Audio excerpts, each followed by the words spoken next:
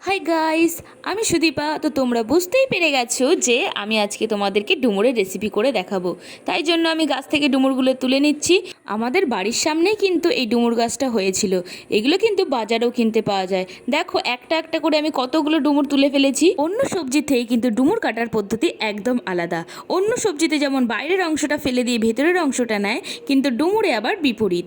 তবে ডুমুরের সাথে সাথে আমরা কিছু আলুও কেটে নেব এবং এগুলো কেটে নেওয়ার পরে ভালো করে ধুয়ে সেদ্ধ চাপিয়ে দেবো এবং তার মধ্যে সামান্য নুন এবং হলুদ দিয়ে দেবো এবং তারপরে আমরা ভেজে নেব মাছ। তবে ডুমুরের তরকারিতে কিন্তু চিংড়ি মাছ বেশি ভালো লাগে। তারপরে মাছ ভাজা তেলেতেই আমরা একটু তেজপাতা এবং গোটা জিরে দিয়ে দেবো। তারপরে দিয়ে দেবো সেদ্ধ করা ডুমুর এবং আলু।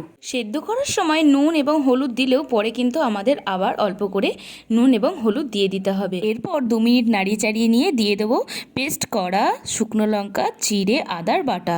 তারপরে আমরা 5 মিনিট মতো এটাকে ভালো করে নাড়িয়ে চাড়িয়ে নেব। তারপরে আমরা দিয়ে দেবো ভেজে রাখা মাছ ও জল। এরপর আমরা এটাকে একটুখানি নাড়িয়ে নেব।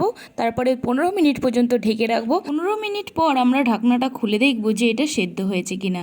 যদি ভালো মতো সেদ্ধ হয়ে যায় তারপরে আরও 3-4 মিনিট মতো এটাকে ফুটতে দিতে হবে। তারপর আমাদের রেডি হয়ে যাবে টেস্টি টেস্টি ডুমুরের রেসিপি। যারা যারা এই ডুমুরের রেসিপি খেয়েছো তারা অবশ্যই কমেন্টে লিখে জানাবে।